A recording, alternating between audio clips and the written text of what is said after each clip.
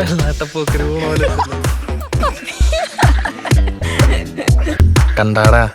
നല്ല നല്ല കോമഡികൾക്ക് ഇപ്പം പിള്ളേർ ചിരിക്കണ കേട്ടാ. എടാ നിന്റെ കോമഡിക്കൊന്നും അല്ല അവര് ചിരിച്ച്. എന്നാ പിന്നെ നീ ഇത് പിടി മോനെ.